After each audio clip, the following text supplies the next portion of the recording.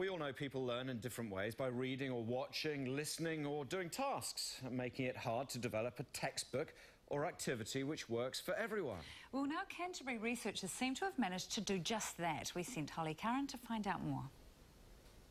They call it augmented reality.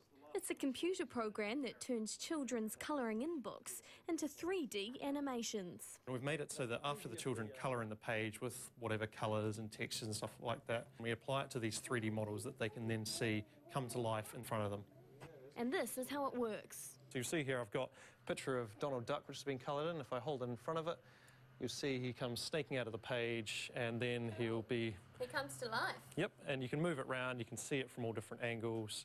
It's like a pop-up book, but we can throw in animations and all that sort of stuff as well. But the technology wasn't just set up to be the ultimate colouring in book. They wanted to develop a tool to improve children's reading too.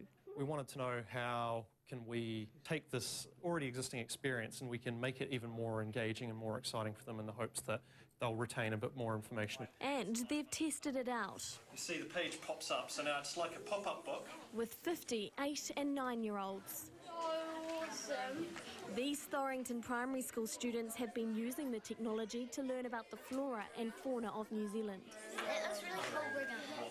The reason why they say it works is simple. The children are more likely to be interested in the material if it's presented in a way which is interesting to them rather than just words on a page. They've done some tests where they compared good readers with below average readers. Now, when they read a normal text, of course, the good readers came out on top, remembering the most information, whereas when they used these, both reading levels were on par.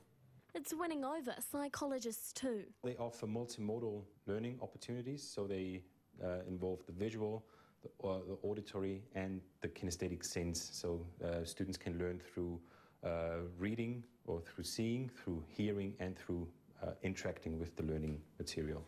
Children are simply just more involved. With a colouring book, for example, they actively have to colour the page. They have to think about, okay, well, if it's a kiwi, so what's the colour of the plumage of the kiwi? So they have to colour the kiwi accordingly.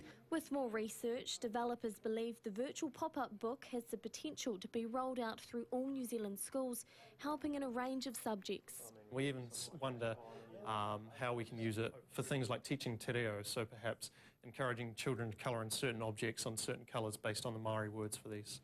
And they're thinking about the business potential too.